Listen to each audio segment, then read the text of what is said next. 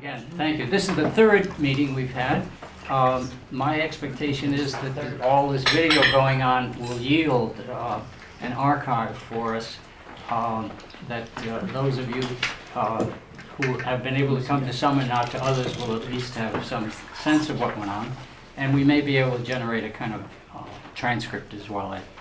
All of that's the sort of thing you think about doing over the Christmas break. Whether it gets done or not is another matter. There will be a fourth meeting for the seminar in December. It will be Monday the 15th of December, I think here.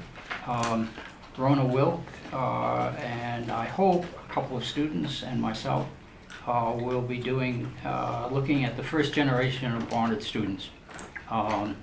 It may be a nice play against the materials that we're looking at today. And there's really quite a lot of information, statistical and otherwise, that we're just starting to look into. So I think that will be a lively session, I hope so.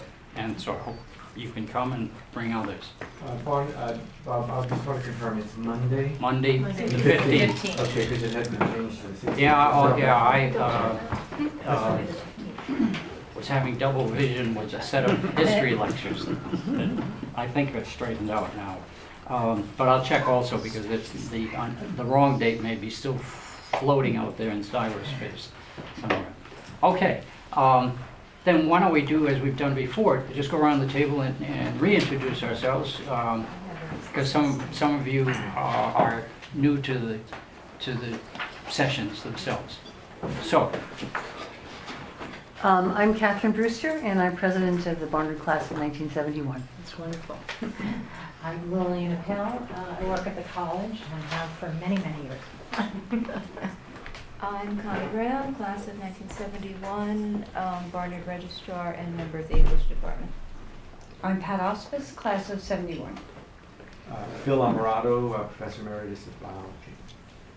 Barbara Shear, class of 71. Deborah Kamen, class of 71. Linda Kahn, class of 71. Bettina Birch, class of 71. I'm Rona Welk, president, class of 1991. Herb Sloan, history department. I'm Katie Cangelosi. I'm class of 1972. Good. I'm new to the meetings, but I got an invitation. So I'm not crashing. I'm Christine Royer, retired 21 years. And I was in the English department. I took a whole career without ever having to write a resume here and ended up as the vice president for public affairs. My name is Jamie Coffey. I'm the interim director of alumni affairs. Great. Yay. I'm Janet Price, class of 71. Oh my. Okay. And this is Holden Zimmerman, who's a student at Barnard now and has been involved in doing some of the background research for the a number of these projects. And Olivia is also with us. And Olivia? Class of 08. All right. Hi, Olivia Brown, 08, helping out in alumni affairs. Good. Okay. Then, class of 71 is here in numbers, so we ought to be on guard if we're not class of 71. I'd like at this point to turn the arrangements over to Catherine Brewster to tell us a bit about a video that we'll see and then get into some discussion. So thank you all for coming. Delighted that there's this much interest in that era and discussions happening on the college again about that time period. So this began in the summer of 2008, which was the year 2008 was the 40th reunion of the Columbia strike of 1968. And there was a big reunion of people that had participated in that. And I was the newly president of the class. And one of my goals in the class is to bring together people, the class together. We all had different experiences, and not everybody participated. Some people were against it, and it has felt like the class was kind of fractured. So I wanted to bring together the class as a whole, whomever was willing and interested, to talk about the variety of different experiences. So we had a mini reunion. We just had our 35th in 2007, and we had a mini reunion in June of 2008, as many people that were interested to come together and specifically talk about that particular year and our experiences, and to listen, to try and listen to one another. And one of the people that we invited was Professor Jubler, that many of us had known and studied with. And coming out of that, Professor Jubler said, "You all really need to tell your stories." I think he was surprised at how thoughtful many of our decisions had been at that time. That we didn't just make off-the-cuff decisions, that many of us had really thought about how much we wanted to or not, and all the issues of that time period. So a couple of people, as we walked out of that meeting, that gathering said to me, one was a documentarian in our class, Carla Ricci, we really should do this. And Linda Marshall said, we really should do this. And I thought to myself, newly president, I have no idea how to do this, and I'm not sure, right now I can kind of figure out, and I have a private practice, and I'm not sure I can figure out how to do this. So this percolated in our class, and as we approached 2011, which is our 40th reunion, what happened is this idea surfaced again. And I can remember sitting here, some of you know, when you're on a reunion class committee, you come together here in this room and you have a conference call with people out of town and people. And the idea came up again, and I looked across the table at two people that to me kind of represented members of the class that weren't actively involved. And to me that was really important. If we were going to do this, I really wanted the whole class. And one of them happens to be sitting here, Linda Kahn, and there was another woman, Mary Freiberg, who had been a commuter and had not been actively involved. And they both said, yeah, we think this is a good idea. And I said, if there's that much interest, then this is maybe something the class can really do. And the other thing that was really helpful is we were very lucky to have a classmate who is an Emmy Award-winning writer of soap operas.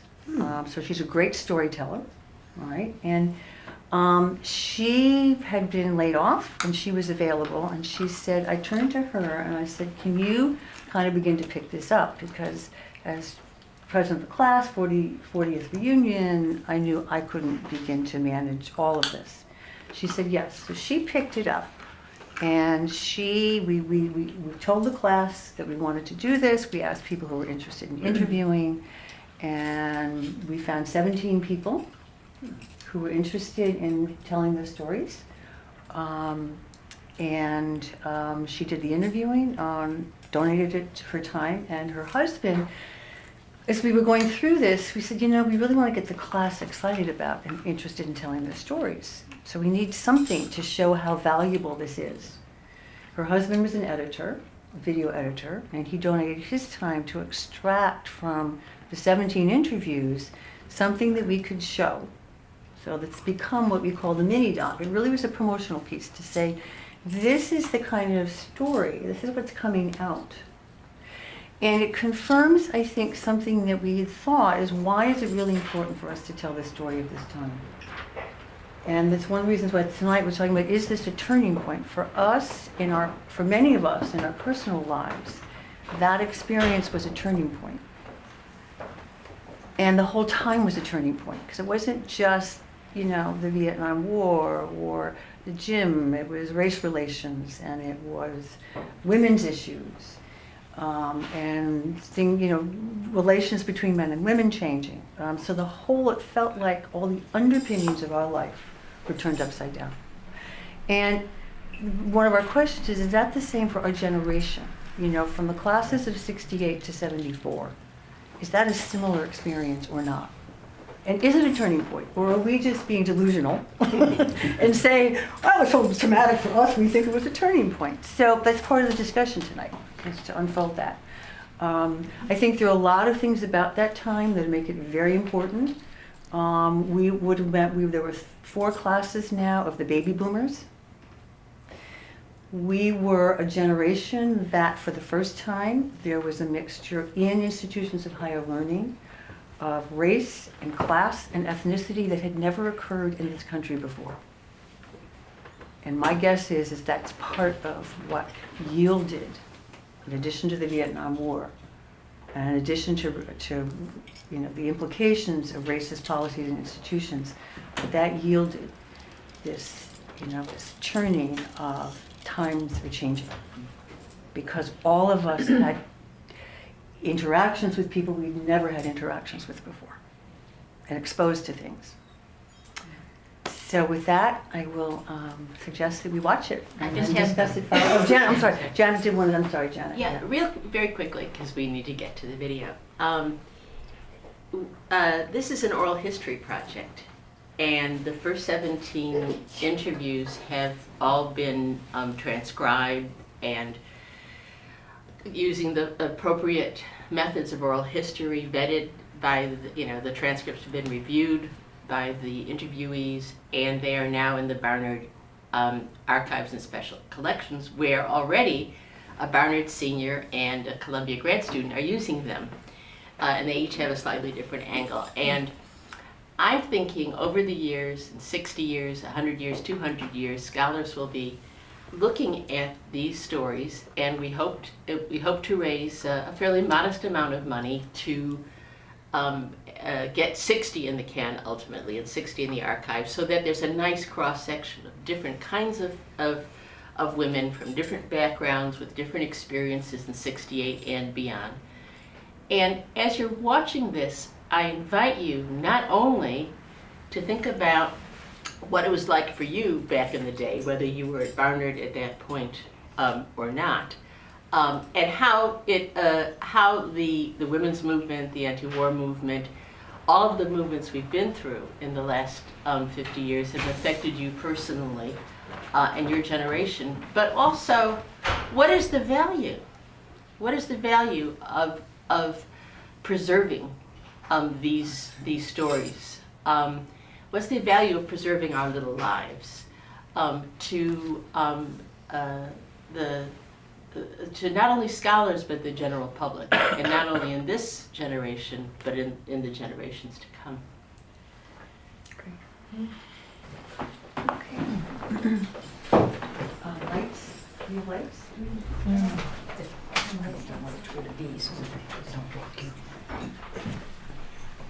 It's fine. Grew up in Birmingham, Michigan. It was a very, very homogeneous suburb. I was a small town girl and wanted to brush the hay seeds off my shoulder. My father's a banker, graduate of Harvard and Yale. Grew up here in New York City, in the back of a laundry. We were related to William Brewster the Mayflower. I was born in Los Angeles. My father was a neurosurgeon. My parents had 3 small children and absolutely no money. I grew up in a family that social historians would call a Brahmin family. I grew up in Port Washington, New York, which is only 15 miles from Barnard, although in the mid-60s it was many worlds away. Come gather around, people, wherever you're on. When we first got there, we couldn't wear pants on campus. We had to have white gloves and hats for tea with the president on Fridays. I don't think I ever went. Keeping our door open when we had male visitors and had to be in by 1 and got demerits. We went into Barnard in our, skirts that were daringly 2 inches above the knee. And within months, they were, up to our butts. And the tees were being replaced by marches. I went to school in the beginning of 1967. It's like we went through sort of 10 years of history in 1 year. For the times they are a-changing.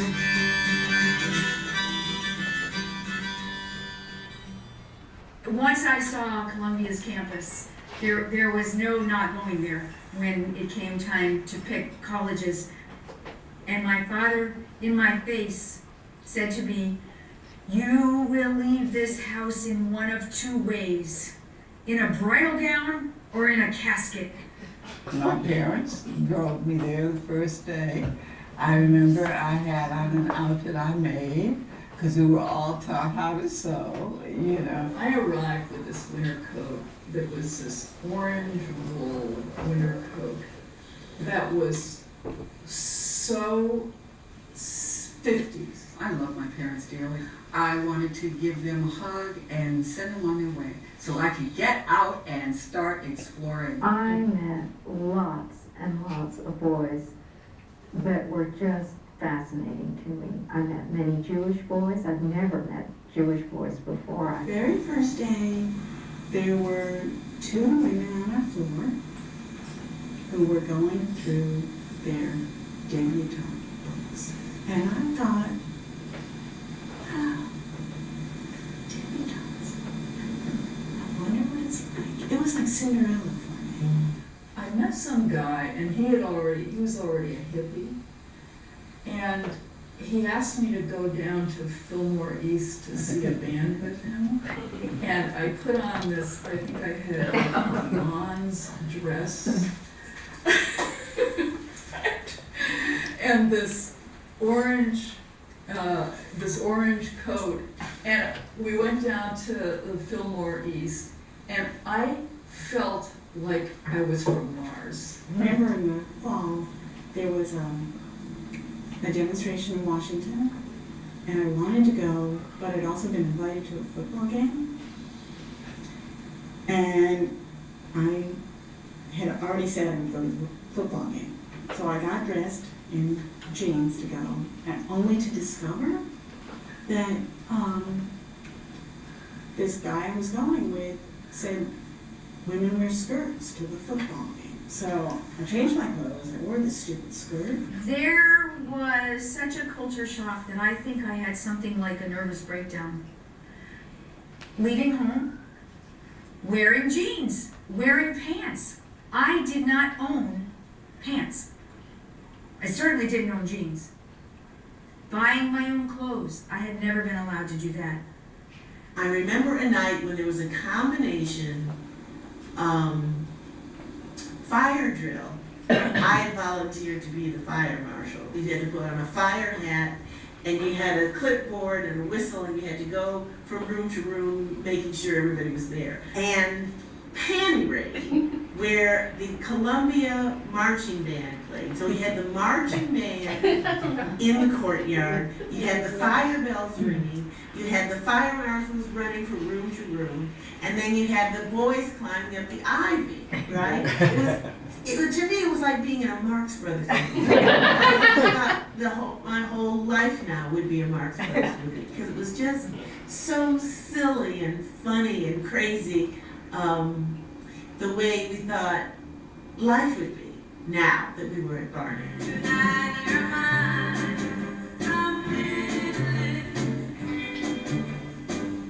I felt I would be a virgin until I fell in love. And in a way, I like to think that's what happened. But it happened in freshman year. By the middle of my freshman year, I had, with a group of other students, we'd all rented an apartment, and we'd just get stoned out of our brains, and, you know, everybody was sleeping together. I grew up thinking that I would keep my virginity till marriage. It was something I would save, it would be a gift. I had no question about that. The pill came along, and by the third or fourth time I got together with my boyfriend from Princeton, and we were going to get married, and I was never going to have sex with him until we got married. And he could have sex with other people. He went away one summer and met this woman older, of course, than I was, in Greece, and they had an affair, and he came back really wanting to have sex with me now that he knew what it was about, and I said, no, you can do that with her, but not with me. So it's kind of everything but. I was pregnant when I walked into Barnard. I don't think I knew it quite yet. So the first thing I had to do was take care of that. And that was my first 3 months at Barnard. So I didn't do too well that first year. I had an abortion at the end of my freshman year. I was raised a Catholic. I think I was scared for my soul. To me, it was a child, and I was too selfish and too young and too scared to do anything different. This was the absolute right thing for me. And my sister's case, she got pregnant before being married. And that was enormously disappointing to my mother, and caused a great deal of wrath. So I came in with that kind of baggage, but with the pill, I said, okay, it's not gonna happen to me. I got the pill, this is not gonna happen to me. I can have some more choices. And I had the advantage of falling in love. It always seemed like anybody you had a relationship with, it was always just about the sex. Being so conservative and so old-fashioned, you know, the first word in my vocabulary when that subject came up was no. What was really going on for me, and I didn't appreciate this until after I left Barnard, was that I'm a lesbian, and that my 4 years at Barnard trying to find the right guy, I was looking in the wrong direction. I was taking an Italian film course, and somebody who was in the film course decided to have an orgy at her apartment. This was because when we were going to see the movie Fellini Satiricon, what the person did was, she said, everybody come on over, we're going to have an orgy tonight before we really get into the mood of Satiricon. People walked up the steps, opened the door, took off their clothes, and walked into the room. So I walked in, took off my clothes, grabbed a guitar, which I don't play.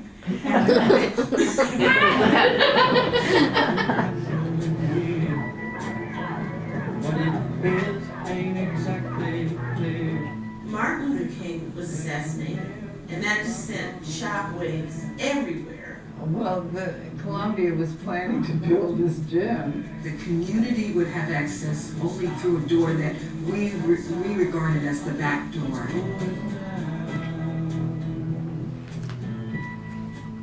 One April day, I went to lunch in the dining room and nobody was there. But I know it was in the middle of the week, and I know I had class in Hamilton Hall. And they said, we're on strike, you can't go to class. Some of the people I knew were in the buildings, and some of the people I knew were in the lines around the buildings, and I kind of didn't know what I thought, and I didn't know enough about it, frankly. I mean, I knew as opposed to the war. I think I knew at the time what the issues were. I just didn't think they had any validity. And I just thought it was just people who were out of control. At some point in the evening, a kind of giddiness came over the crowd because we realized we were in control. I don't think any of the white students understood that basically how much more political experience the black students had had and how much more serious they were. There were balloons and a Mao poster, and it had just started to have kind of a carnival atmosphere, and litter started to accumulate. For the black students, this was not an acceptable thing. We had been raised to, quote, uphold the race. We knew we could count on one another to carry ourselves with dignity. Also, the goals of SDS and our goals were starting to split, because SDS wanted to stay in the building until Columbia University severed its connection with the CIA and with defense research. Well, we would have been in the building 2 years. When I heard that SDS had been asked to leave, I had ambivalent feelings. Somehow that moved against my sort of integrationist upbringing. Somehow we should have been able to do this together. The first inkling of what was going on was the night that the square on Broadway and 116th Street was stormed by the troopers. I remember watching them bring the ambulances and bringing the police cars and taking people away. I'll never forget waking in the night and hearing the screams as people were being drugged and beaten. And then the next morning, it was a gray, cold gray morning that next morning, and going onto the campus, and the feeling that somebody had died. The Times just really made it seem like not a big thing. The police were not brutal, you know, and I just thought, okay. And that's the beginning of more, you know, being really cynical. And we had a discussion. Are we going to resist arrest, or are we going to go quietly? If you wanted to leave without getting arrested, you went with a group that was going to leave without getting arrested. If you wanted to go quietly to get arrested, you went with that group. If you were going to resist, then you went with that group. Harlem had just exploded over the assassination of Martin Luther King.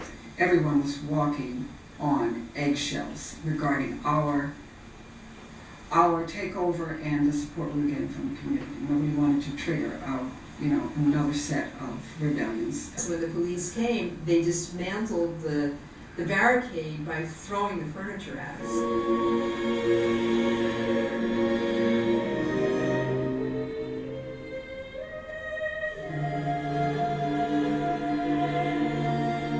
Just as we were leaving the last part of the office suite, this cop hit me back in the head and really hurt me. So when those officers came in there, it was just moving to me. Many of them had tears, and it felt as if our older brothers, our cousins, our uncles had come in to take us out. So the rest of my experience before I finally got to the hospital was this concern about how much I was bleeding and how much I was hurt, and the excitement of being arrested for something I believed in. It made me feel strong. It made me feel powerful. It made me feel like they never built that gym. After we were released from the tombs where we had been taken, we went up to Harlem to a public meeting, and one of the graduate students frightened me out of my wits. This was one of our leaders. Talked about the person who we characterized as a turncoat. The next time Charles 37X Kenyatta, who was supposed to be a government plant, tries to disrupt one of our demonstrations, we have to isolate him and kill him. Well, let us say that was probably the last demonstration, activism, in the tangible way that I engaged in. When you started talking about political assassination, that's when I went back to thinking. My parents, as I say, were essentially liberal Democrats. Really freaked out when I got arrested. And laid down some conditions that were not possible. I think that the emotional impact of them cutting me off like that was much more devastating than I was consciously aware of, but I certainly went into a tailspin. And my father turned to me and said, I'm not sending you back to Barnard. I'm not going to throw money away for your education if you're not going to be, in school, attending classes. Something happened one night. My father stormed into my bedroom and he said, I want you out of this house, and I don't know if I ever want you to be a member of this family again.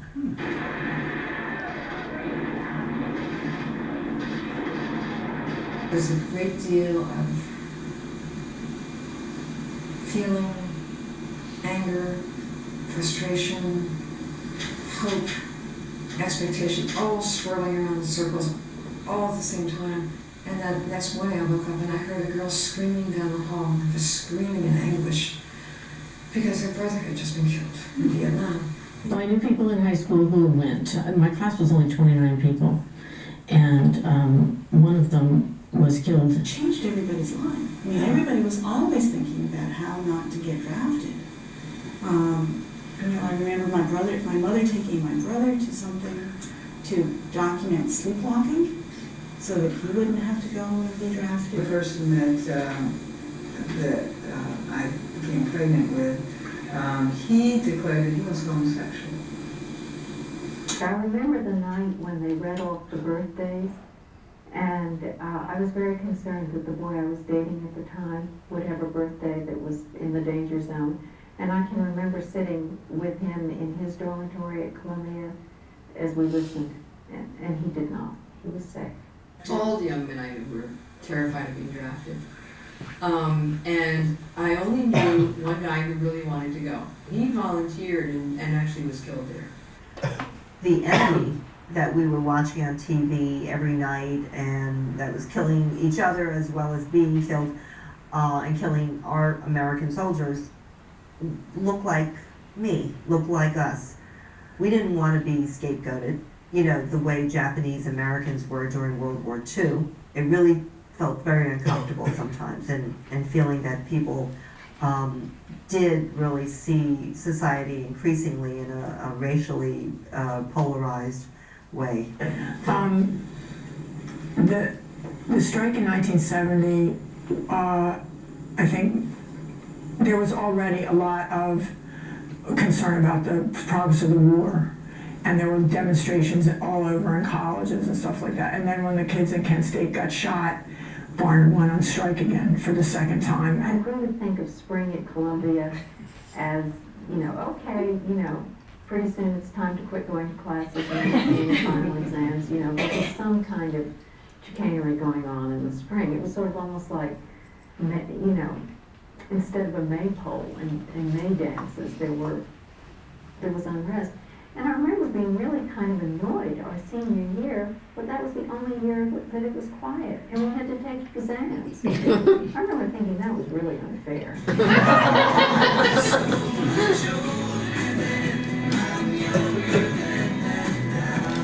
I just feel like that we were the beginning of sort of a lost.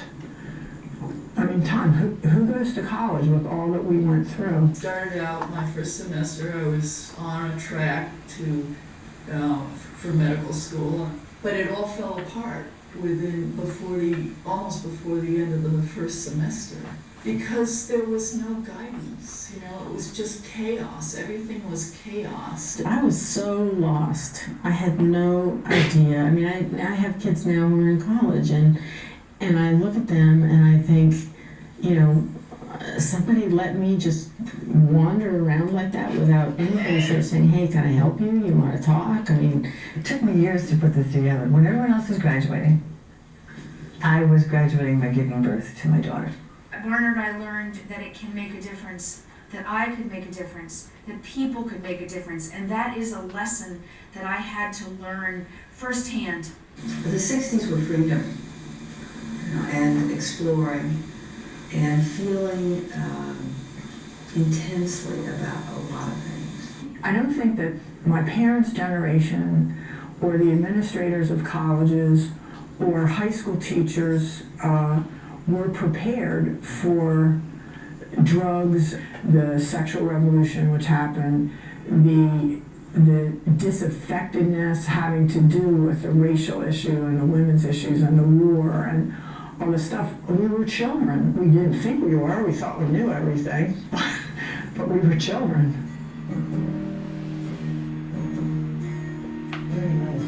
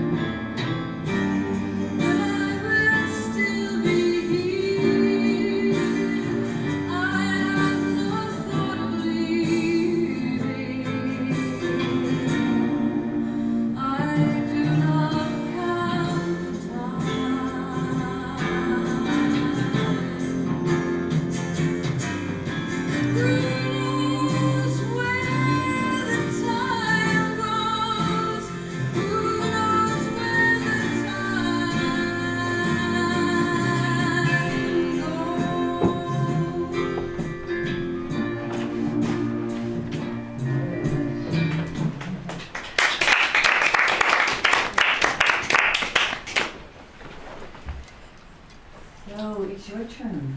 What thoughts, questions? I have thoughts about this. May I express a few of them? It was a wonderful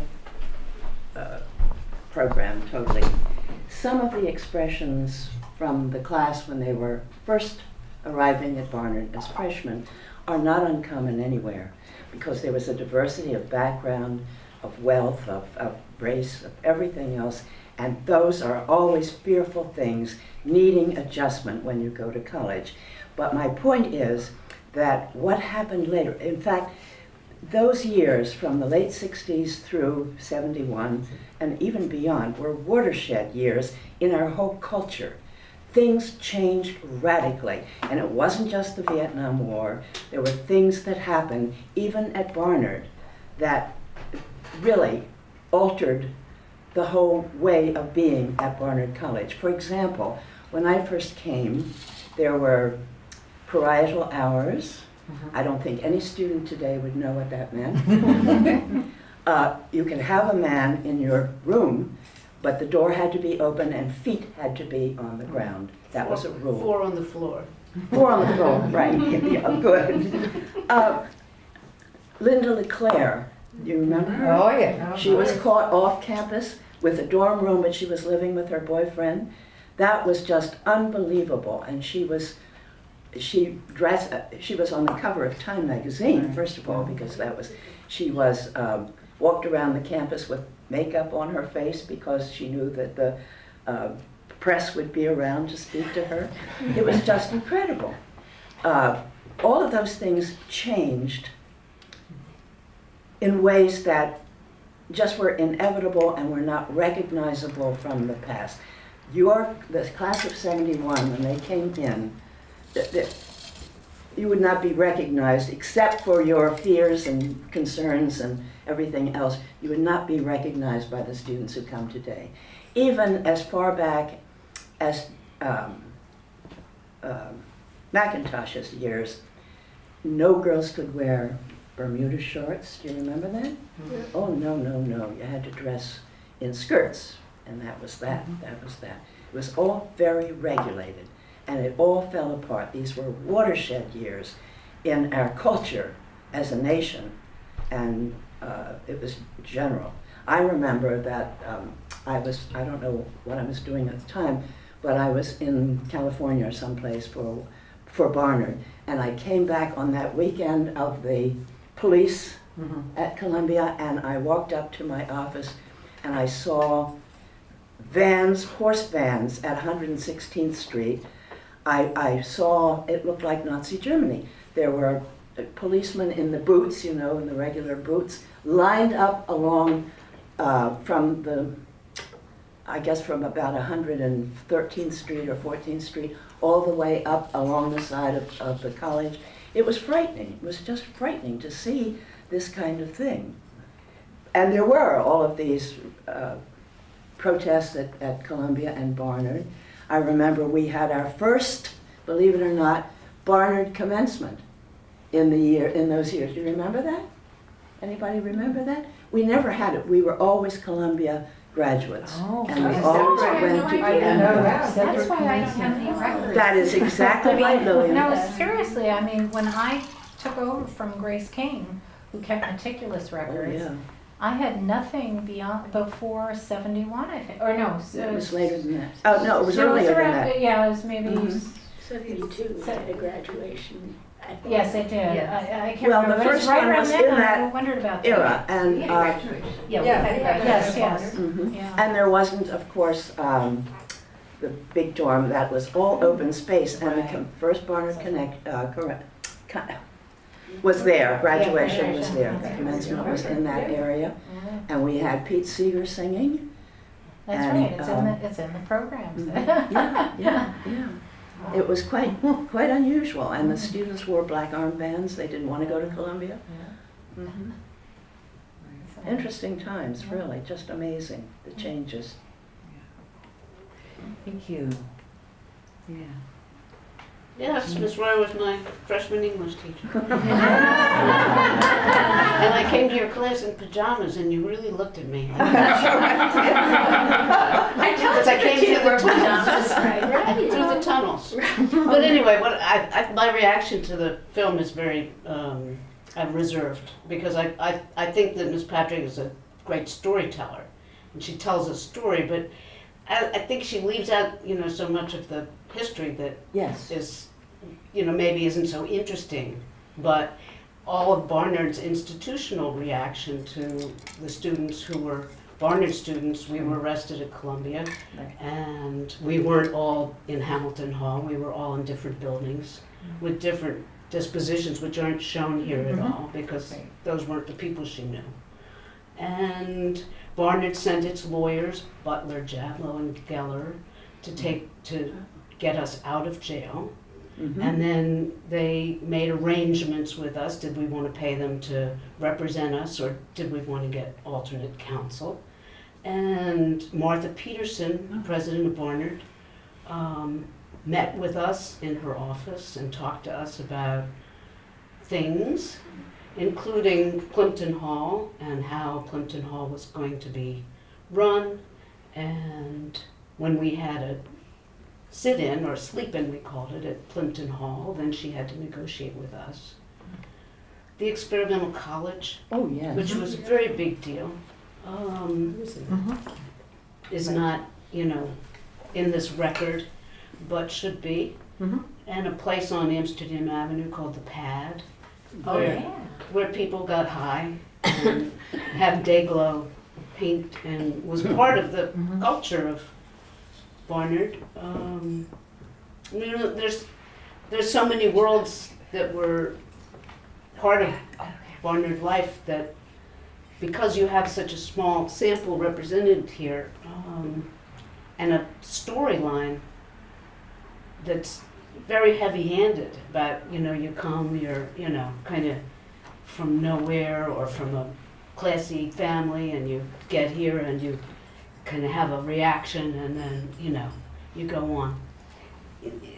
It's not, the history doesn't have such a, you know, a tidy storyline. So just keep in mind that this is the beginning of what we hope will be, as I said, about 60 interviews, and to bring out all those things, Bettina. So absolutely, and this is, I said, this is a promotional piece to try and get people in the class interested. We showed this at our class dinner at reunion. Right. But so that was the entertainment for right. the evening. Yeah. But thank you. I mean, I'm writing down some things that, because we are beginning the process. Professor McKay is part of a seminar for students this spring. Some of his students will be interviewing our classmates. So we're beginning the process now of looking at who is it's important to be next in the next round of about 15. So, yeah. Right, but thank you, Virginia, for bringing this up so that we can make sure that, and if this was ever a full-blown documentary, there would need to be a lot. I mean, if there was someone, a daughter of a classmate that came to our 65th birthday party that we had for the class, and she said there were some things that she didn't know about, like she said, well, what's SGS? So if if this is a full documentary, there are a lot of things we have to put in there describing, you know, what are things that you and I may take for granted, and things like what the college response is. Absolutely. Bettina. But doesn't that make problems with the college having its name on it? Because there are a lot of things that maybe Barnard wouldn't be so eager to. This I mean, is it's not, like signing releases and things like that. I mean, you know, it becomes naturally identified with the school. This. Okay, so what I would suggest is that specific things about how you do a documentary, you and I can talk about later, or if people want to stay afterwards, that really that the purpose of the idea of this is just part of the history of Barnard, is to talk about how did this, for you, was this a turning point or not? What was your experience in this time period? So that's I'll be glad to answer those questions later, Bettina. Yeah. May I just add to that? The changes were very radical. The section on sex and the easy talk about abortions and so on and so forth. I was the advisor to the class of 70 for all 4 years, simply because of the war and the problems. And earlier than that, in the late 60s, I had an advisee who became pregnant. And there was nothing for her to do but go to Puerto Rico with her parents and have an abortion. I mean, this is just the radical changes that occurred so quickly. In that time, right. Yeah. Yeah, great, thanks. So, Deborah, yeah. I was struck too that I didn't know any of these women, except Vicki Taylor very, very slightly. And so, and what I realized was that as I watched this, it sounded as though all the women who were in it were living on campus, and I was a commuter. And the whole commuter experience and how it affected how we reacted to what was going on and how we were dealing with our parents and so forth was a very different experience for us. So what was your experience? Let's say more about that. Yeah. Well, first of all, I mean, all that business about, what we called back then the police riot. Right. That's what we called it. It was the police riot. I didn't get to witness it. I wasn't there. I arrived the next day and I found out about it, talking with people who had been horrified and shocked and who'd been in it. And some of my friends were in the buildings. One of my friends was in the engineering school and he got expelled. Those students didn't get reinstated. The engineering school had a unique policy and those students didn't get to come back. He was one of my best friends here. What I had to deal with while all of this was going on was that I was going back home to Jamaica every day and having to talk with my parents about what was going on. And this was the first time for me. I was just this sheltered girl and young to be in college with a birthday late in the year. I had only just turned 17 when I arrived on campus. And I had been in diverse environments before. That wasn't a shock to me. I was in that sense a sophisticated, cosmopolitan New Yorker. But what I was unsophisticated about was that the newspapers could lie or have a point of view, represent a specific point of view that maybe was the point of view that the advertisers wanted conveyed. This was a very new idea for me, that not only could you not necessarily, it was this dissonance that you couldn't trust what you read, you could only trust what your eyes saw, you could only trust what you witnessed. And everything else you had to greet with tremendous skepticism. And I would go home and, my parents would be challenging me based on what they'd read in the New York Times.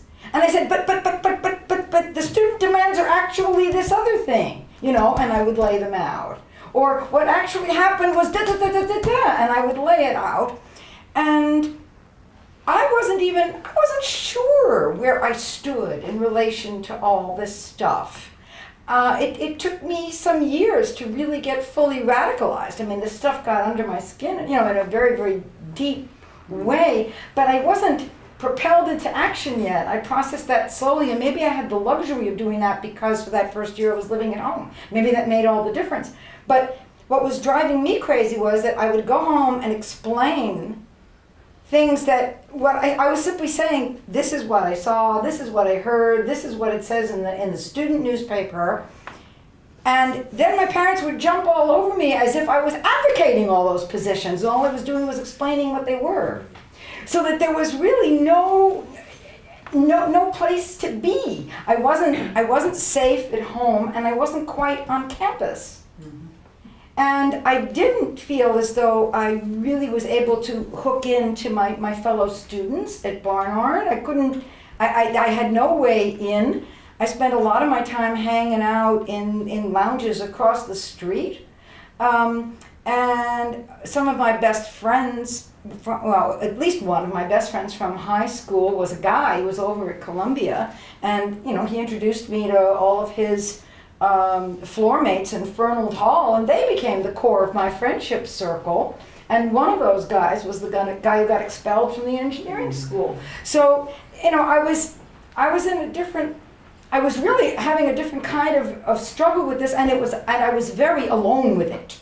That's what I really feel about the time, that I was very alone with it, that professors weren't helping me process it. My fellow students weren't helping me process it. My parents, God knows, weren't helping me process it. I was really wrestling with it by myself. And the thing that was good was that at least, I remember back in those days, there would be people passing out all kinds of radical newspapers at the entrance to the campus at 116th Street, and you could stop and talk with them, and they represented this radical party and that radical party, and they were all kinds of things that I'd never heard of before, Trotskyites and whatnot. And actually, the guy who made the biggest impression on me was one of those Trotskyite guys. I mean, I really thought the world of him. His name was Mike Golash. I don't know if anybody else met him, but he was a very articulate fellow.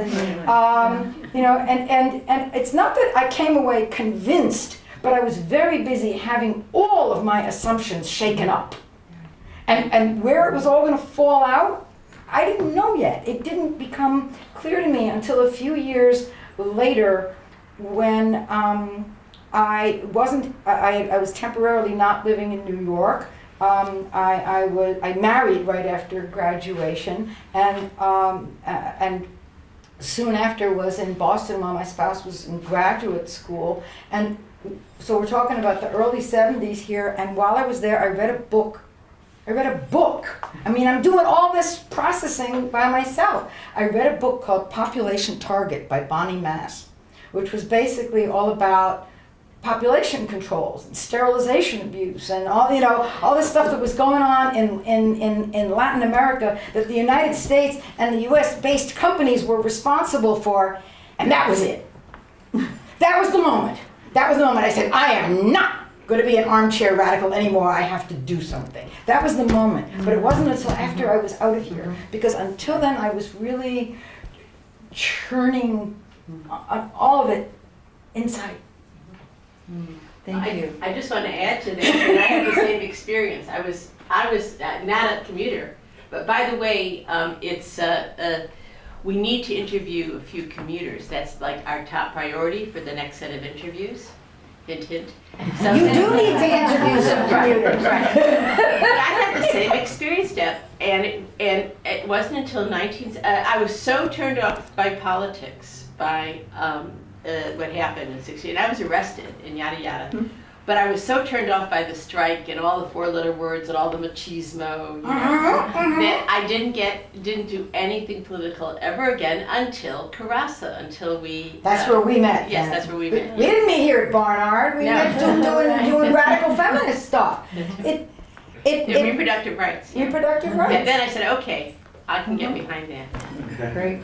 I thought it was interesting that you said that you didn't know any, or maybe just one of the people in the video. I knew several of those people. I was a resident in the dorms coming in the fall of '68, after everything happened. But several of those names and people were familiar to me. So maybe that's just saying something about the commuter, versus resident. I don't know. Maybe I must have had more contact and lived on my floor. Right. But the interesting thing about the class of 72 is, we had all the fallout from that. We hadn't been involved in that, although I have to say that in a way I did experience that through my older sister, who graduated in '68 and who I had been visiting on campus, and staying with in the dorms. So I was completely, comfortable with Barnard. I applied, early decision. Everybody was, glad I got in. I knew that's where I wanted to go. So, and that, nothing that happened really changed, opinions about Barnard or anything. I was still where we, parents, family, wanted to go. So we came in, and everything happened like October, I think, maybe a month after we arrived. The curfews were abolished. The parietals were abolished. The panty raids never, happened.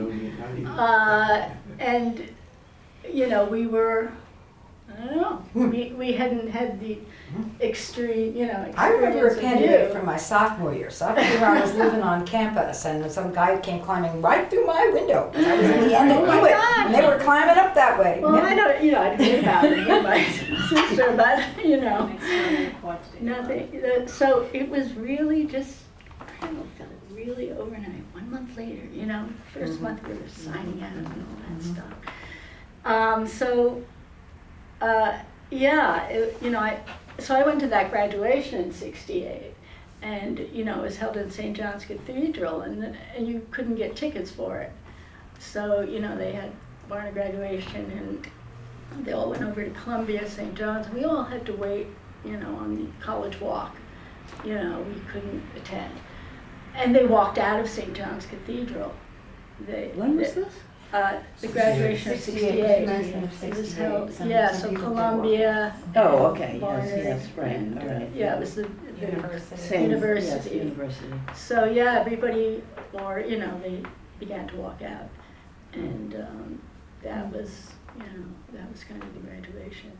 So, yeah, I feel like I had kind of a, you know, a long range sort of, you know, before and after experience. And coming in that autumn kind of expecting the college experience, you know, that when I'd been visiting and when my sister was there and hearing about things, you know, what she did, and then having to face the changes and the traditions were, you know, were falling by the wayside, and we, you know, we kind of had a different kind of college experience, but still, you know, at Barnard, it was Barnard, but a lot of those traditions and things, you know, just, I mean, wearing jeans, there was no thought at all ever, you know, you had to wear a skirt. The one thing about those years and all of the protests and so on, and the changes in priorities in the world, culture, people say to me, wasn't that a terrible time? You know, when all this was going on at Columbia and the police were there and so on. And I've often thought, because I was an advisor to part of the class and then the whole class in those years of 1970, and there were students, commuter students, people who really weren't involved so deeply and didn't know how to deal with this. But what was happening made them think, changed them in important ways. And that's why I say this was a good thing in many, many ways, because not only were there changes, but there were changes in people who had to, where do I stand in all of this? What do I believe? What do I think? How, and they had never experienced that before. Yeah. So it's important. That's true. Were there similar kind of debates going on within the faculty at the time? No, I don't think so. I think the faculty sort of took all of this and really stopped classes frequently just to discuss with their students what was going on and some of the issues that were. Peter Jubiler walked around during before the police bust and afterwards. He walked around and met with groups of students on campus trying to. I don't know whether he was trying to give advice or trying to listen or both. I think both. He wanted to be. I remember a lot of college meetings and discussions about whether people would meet, whether classes would meet, whether they would meet off campus or somewhere else. And I mean, everything was defining a position. And that sense of, you know, you had to figure out where you stood. That's exactly right. And I think the faculty did have to do that as well. Well, I think what you guess. said about all the assumptions being overturned, I think that was very, very true. As a freshman that year, it was just. Yeah, I didn't get to conclude what I thought. It's not so much what do you think. It's that what do I still think? I mean, it's like, you know, it's like what can I hold on? Is there anything I can hold on to here, or is the whole apple cart upset? And even I found that I never really processed a lot of those emotions. And my son, who was in college and had to do last year or 2 years ago, and had to do a paper and interview somebody about, you know, a history event. So he wanted to ask me about depression. So I said, no, I'm not that old. So then he asked me about student protests. And so I was in the car, we were driving somewhere. My husband was driving and I was in the front seat, and he started asking me a few questions, and then I just sort of took over the interview and just started telling him. And we must have talked for about a half an hour, but I wound up crying. Is that right? Because it was just, the emotions were so powerful. Thinking back, and I, you know, remembering when the police were masked and knowing that they were going to come, and all of that, it was just very raw still. And I was surprised, because my husband said, I've never seen you cry before. Yeah.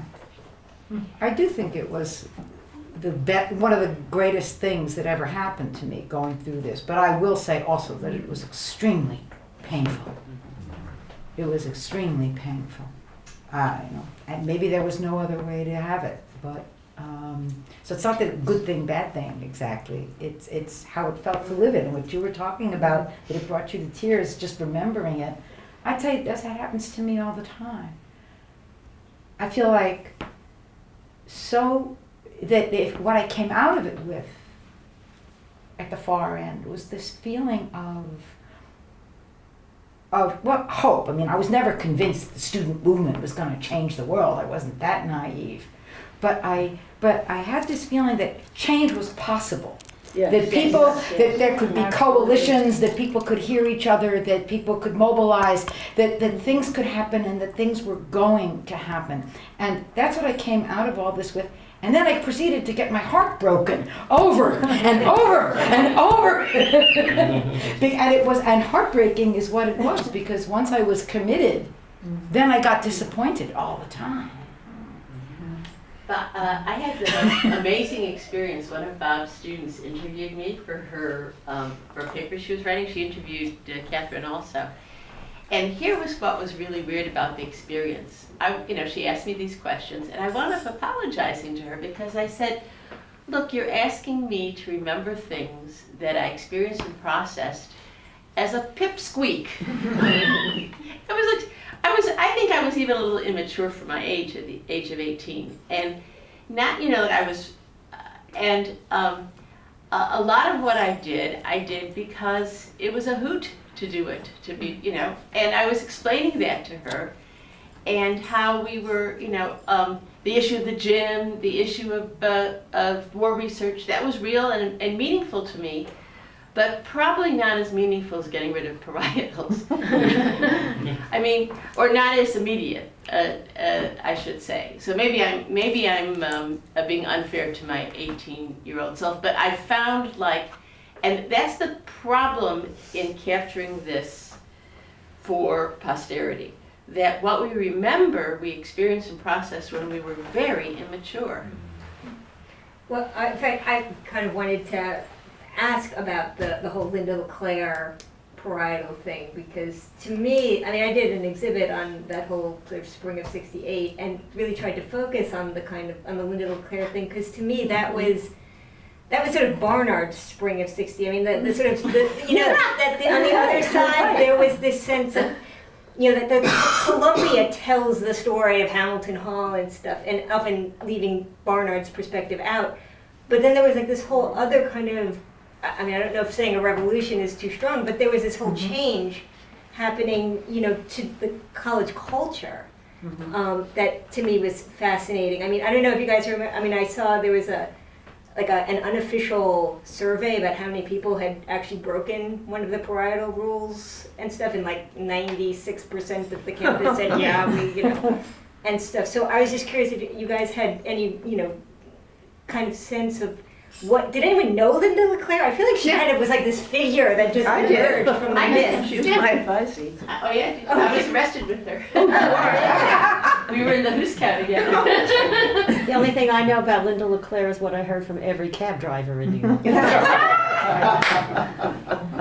Well, what's interesting to me is the way that it also, the public response to the Linda LeClaire thing. The archives has a whole file of letters that came to Martha Peterson and stuff. Right. The most sort of interesting to me when we found, there was apparently a cartoon that was very popular, it was just a little, not political cartoon, but about, the Linda LeClaire thing. And someone actually sent it back to Martha Peterson with cat pee on it. And saying that Barnard girls were no better than alley cats for their, and it just, the sort of roiling that it seemed to create. And I was wondering if you guys were you aware of that? Was it, what was it for you guys? This is, '68 to me is a little snapshot in time. It's worth, it was very important internationally. It was a very important moment. is worth studying. But what's much more interesting to me, and that affected me more personally, was the women's movement, the civil revolution. And I would just like to note that during the strike after the bust, we had the first meeting, I believe it was the first meeting ever, Kate Millett and Catherine Stimson and Serge Gavronsky organized a meeting at the West End, and we started a women's group.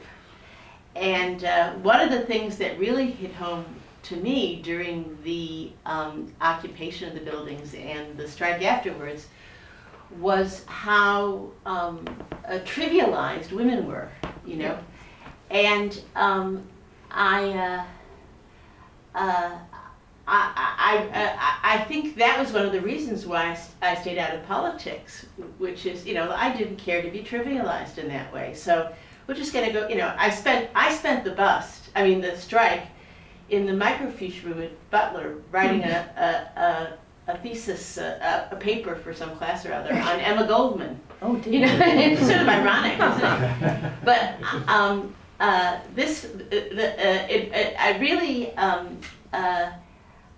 I would have been a feminist anyway, but this really pushed me to really think about the role of women and who I was, and, you know, what's the matter with these people, that they don't take me seriously, you know, and they don't take my friends seriously. We're just as good as they are, you know? Yeah, this is an unanswerable question, but would those changes to parietal rules and so on have come without the strike Yes. in '68? I think so, I absolutely. remember the Linda LeClaire thing, but it got completely overwhelmed. Right. Subsumed Right, by the Harris, and I forgot all about her. And then there were, as Katie said, lots of changes the next semester. All of those rules were gone, they were out. I've always thought that it was because of what happened at Columbia, not because... No, I don't think so. I think so, because actually, since we were living in the buildings, we weren't living in our dorm rooms. Yeah. And we weren't signed out. Well, and we were in violation, all of us. That's interesting. I was just on the outskirts. I was hanging out, being sympathetic to the strike. And the reason I was present on the Columbia, wearing a skirt, I might add, the reason I was present on the Columbia campus for the strike, for the bust, was that I couldn't go back to the dorm because it was after my curfew. Yes. So I had to stay out all night. Yeah. I had no choice. Wow. But think of it now. I mean, who cares who's living with whom off No, campus? but that's my point. That Yeah. all changed That's in 180 degrees. Yeah, but it changed everywhere. It wasn't just Barnard, Columbia. Yes, but I'm not sure how much it was Linda LeClaire. I think No. that was, She was just an example of, you know, the old way of looking at things like that. What I'm wondering, and I don't have it to question in my mind, and I'm going to state it as if it's more a hypothesis, because I think it's an interesting point that you're raising, and that what's coming to me is wondering if it's like with the issues with women's reproductive rights and abortion rights. There's this tremendous emotional charge, and the fact that someone, I do remember an emotional charge somehow around Linda living off campus, you know, with the boyfriend off campus. Yes. There was something real, and I'm not surprised, although I think it's horrific that someone would have sent the cartoon with P on it. Whereas, you know, the issues of the gym and Columbia's involvement with weapons research, it was chemicals of mass destruction that he was involved with. There wasn't the charge was different. Now the draft for men must have had that same kind of charge. But it's interesting, I just hadn't, and I don't know where I'm going with this thought, but it's just a thought, that emotional charge of women being with men off campus and unsupervised and that whole thing, that it relates to, in a way, maybe relates to, it's an example in a different way of the way we experience oppression as women. Well, yeah, There are choices I of think where a we're lot going. of it is that it was, you know, that a lot of the pressure came from outside of Barnard. You know, that it seemed to be a very disturbing event to other people, like that it wasn't just a Well, it campus. was. It was on the cover of distributed. Time magazine. Right. Why? It was an issue. I mean, I remember kind of wrestling with it, at least inside of me. I don't remember discussions. I don't know if others. I just remember discussions with our classmates about the issue with Linda LeClaire. Yeah, I'm not. But it was definitely something I remember wrestling with inside of myself, and how do they feel about it, and what do they think about it. And, Well, my gut feeling is sort of that, when we came in and everything changed, was that was part of the whole revolution, isn't that what we call it now? What had happened at Columbia, just the whole breaking open of everything.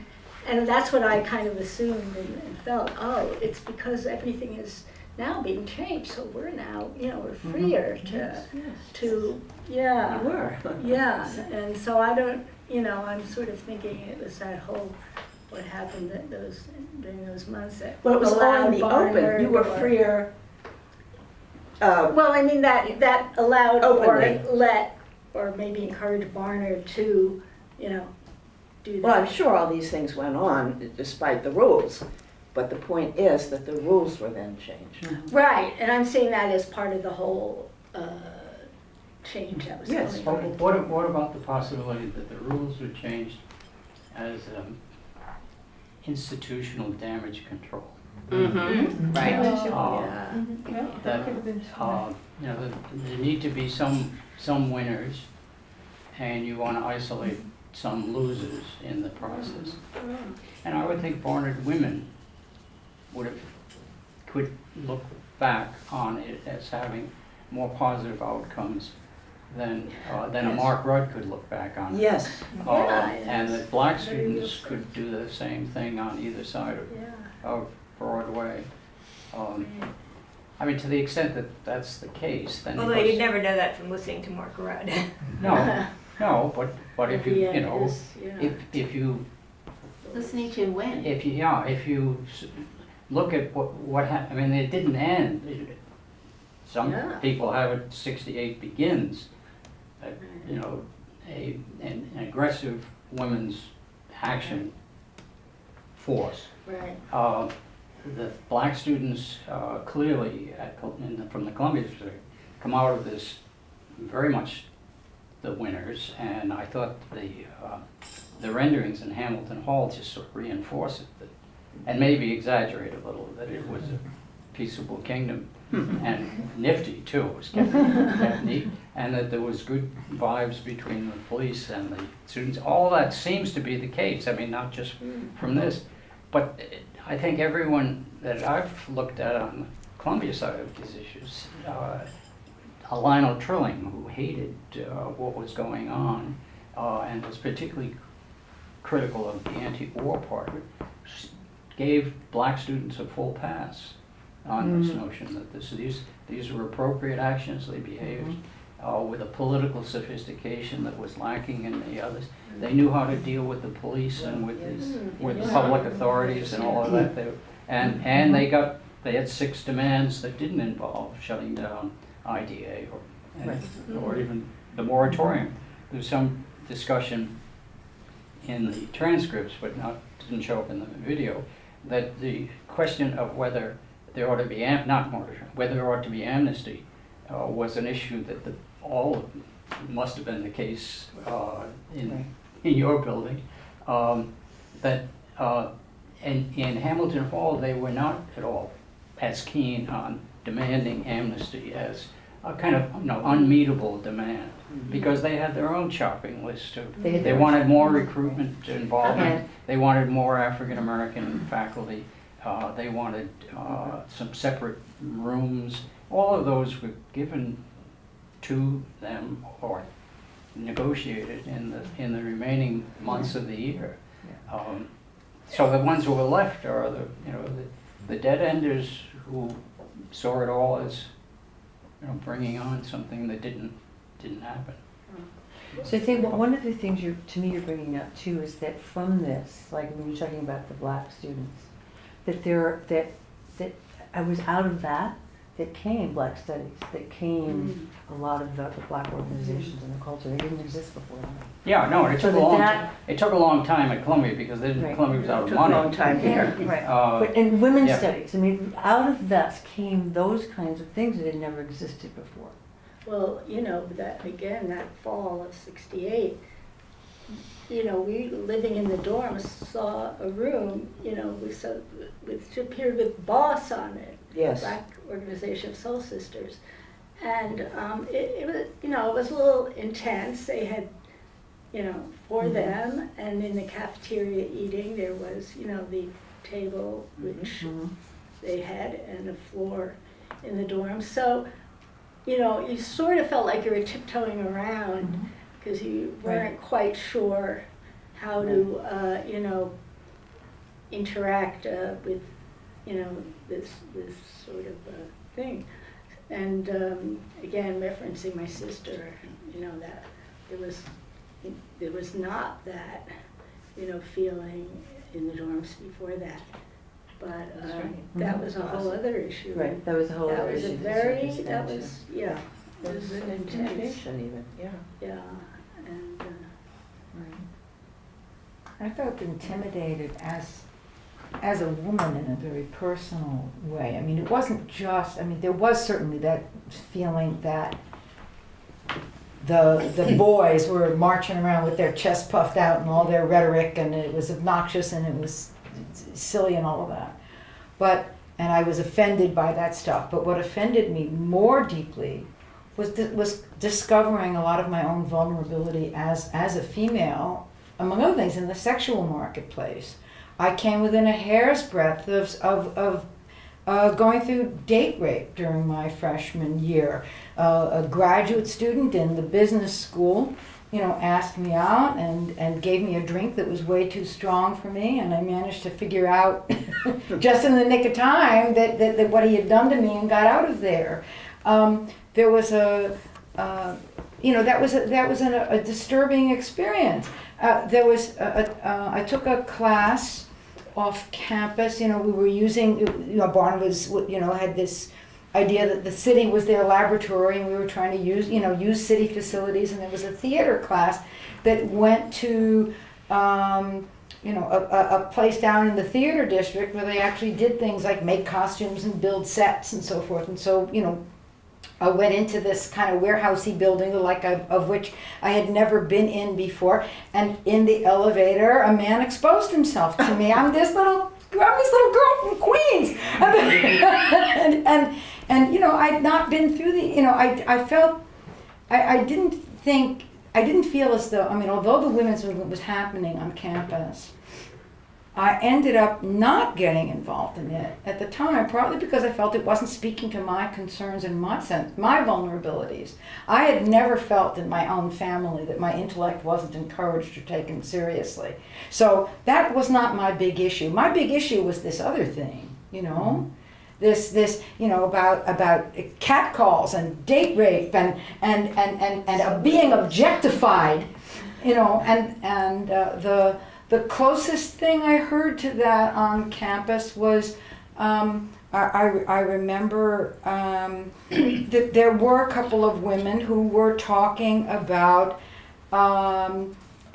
objectification in the form of you know, how being fat was devalued, you know, the people who were fat were devalued, and there was a cult of skinny, I remember her putting it, you know, but that was it.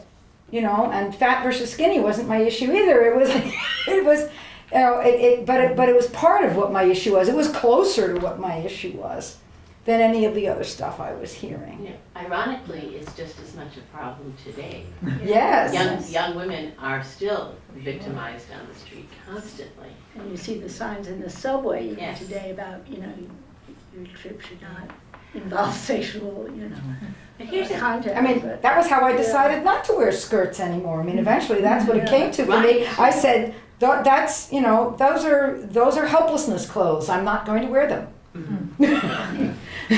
But back to the issue of you know, the question about whether 68, the events in 68 resulted in the loosening of varietals and stuff.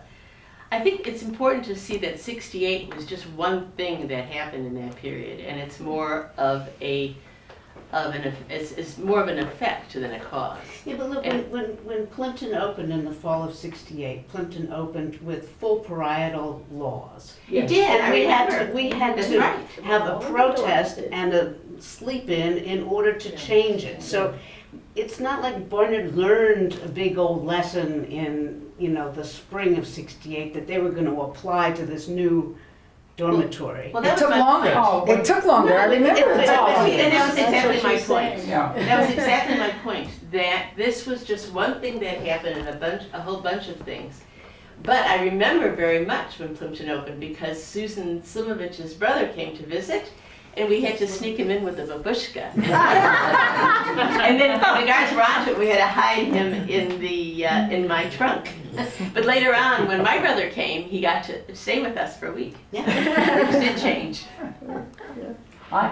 It didn't happen in the spring of '68, I can see that.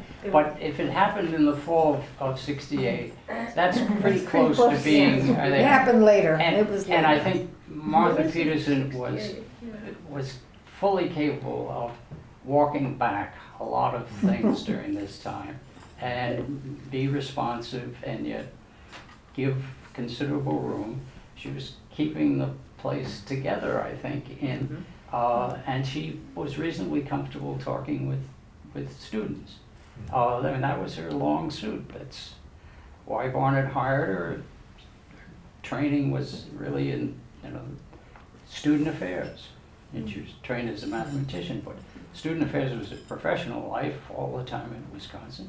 And she came here and I thought handled it very well. And then when everything quieted down, her utility was no longer part of the story, and you move on to something else. But I thought she would.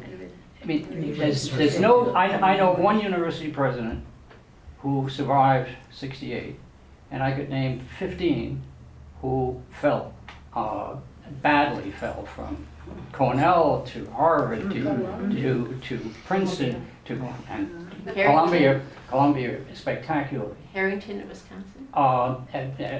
Another one, sure, and Clark Kerr at Berkeley. The one person who survived, and I have an explanation, was Ted Hesper at Notre Dame, because Notre Dame, while everyone else was in the '60s, was still bad. a lot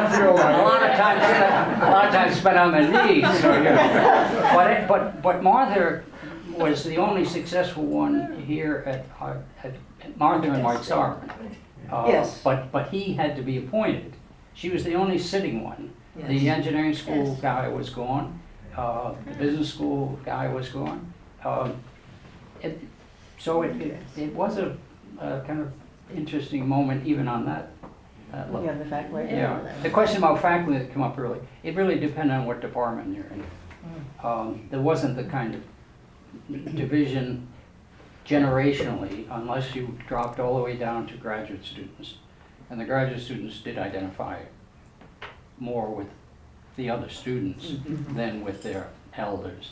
But if you were an assistant professor on up, you were if you were in anthropology and philosophy, you heard how your seniors were handling it. If you were in history or English, you heard a different story.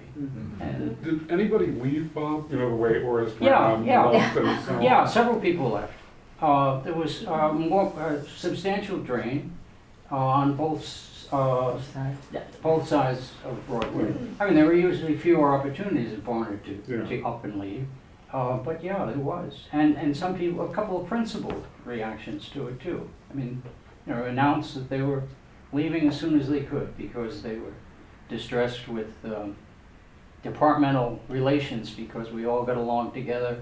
And then in '68, everyone had to make a choice. Were you, in the history department it was called, were you with the students or were you with the low library? And it's a toggle, and you can't say one or the other. You can't be a little pregnant. Yeah, and if you took one position, there were people who. I mean, I showed up the year after. I showed up in just fall of '69, and someone led me through, took me right down the list of the history department, told me where they were in '68, on what side of the divide they were, and those were final positions. They didn't change. People left, or they stayed, but they didn't change. I came in '74, and I did two things. One, the talk of Martha Pearson, she was mentioned several times here. The general feeling on campus was that she had sort of saved the day for Barnard. She had what? She had saved the day, and I was curious. The few things I heard sounded very favorable, and it's something that might come up as you're making the documentary. The other is that, to reinforce what Bob said about the faculty, and it really had a very strong resonance. As much as you were affected by it, there were many faculty who held classes off campus, and that for years, as a young faculty member, I heard stories about this, and there's a tremendous resonance among the faculty, who of course were trying to protect their jobs. I mean, I was a graduate student at Cornell in '69. I was probably one of the last persons to shake Perkins's hand as the PhD was going on. I had been at Rutgers during all the trouble, and you need to teach your classes while there were bomb threats and you're evacuating buildings. So it really was quite a period for us.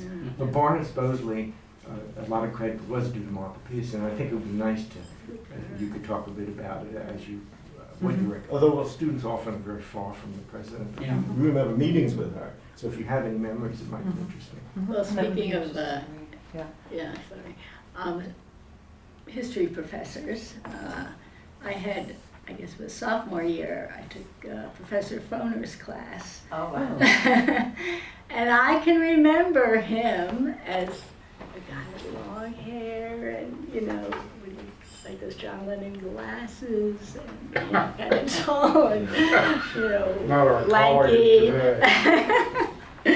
And that's my kind of mental picture of him. And then as we saw through the years, he was a very respected professor. And then I found out later, his daughter and my son were in the same elementary school, St. Hilda's and St. Hugh's nearby. So I went up to him and said, I had you as a professor. Must have been his first year. The best thing that ever happened to Eric was he was away the year of '60. So I also just wanted to do a time check. We're running a little bit over, but I also wanted to know if there's anyone who hasn't spoken that would like to. So a couple people haven't said anything, and before we take out, anyone else like to say something that hasn't?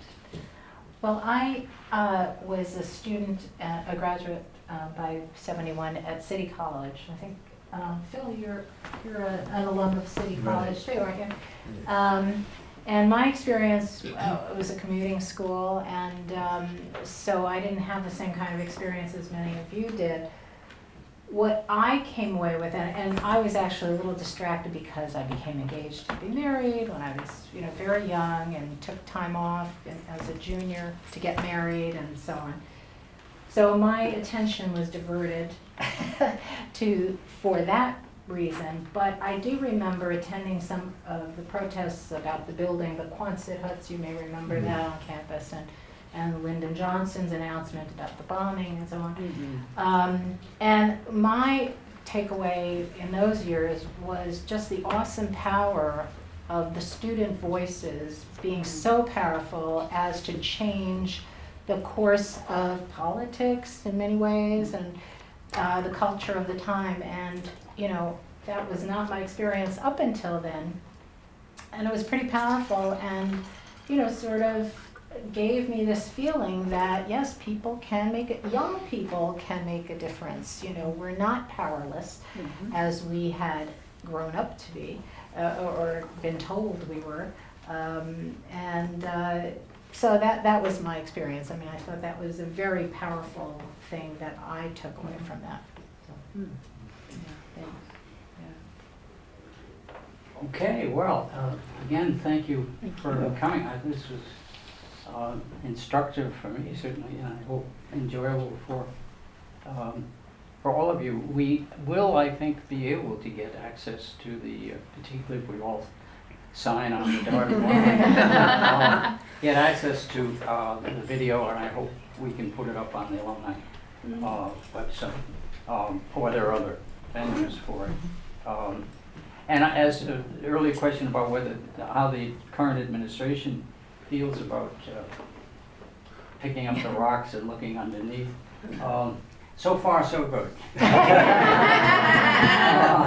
It may be distance enough, if enough intervening presidents have come and gone, there may be some point at which we're allowed to get at it. But I would second that in terms of, Deborah Sparr's seen this and did find it, and was moved by it, and in corresponding with her about something else, the phrase she used is that this piece of a life and of Barnard is very important.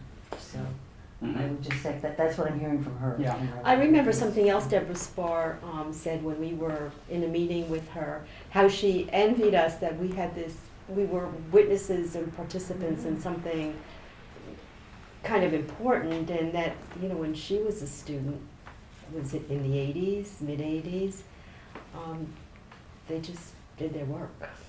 Well, I think there's considerable contemporary student interest in it too. Right. In part because your notion, your notion that students can have an impact is a kind of challengeable question, issue at this moment. So to look at a period where it did seem to happen, and that there is a feminist component to it, but it's not everything in that situation. I think there's a great deal of interest in this story if it gets played out more fully. But it's very distant from them. Yeah. Somebody talked about the McCarthy period on Thursday. I was going to talk about Vietnam tomorrow afternoon. I'm intensely aware of how very distant it seems to them. It's like another world. It makes me feel, of course, intensely aged to get up and say, oh, I remember. So on and so Well, forth. it's like World War II to me. Yeah. World War II is distant, whereas it's probably much more real. It's more distant to them than World War II was to me growing up. My kids have a hard time comprehending a world in which there were 3 TV channels. And then you got your the Kennedy assassination, that you got your news, through the TV, and everyone was glued to the TV. But then say the Iraq War comes along, and it seems so much like the Spanish-American War. And if you are a high school history teacher like I was, it's like, that's how you get kids interested. And Vietnam was like the Boer War. That's right, Yes, and also the Peloponnesian War. History repeating itself. That's right, and if we don't learn from it, we're fated to repeat it. Exactly, we have done it already. Over and over again. My son calls me an old hippie. Okay, any of these signed can go into this jacket cover. December 15th. Thank you, class of 71. Thank you. That was a thing.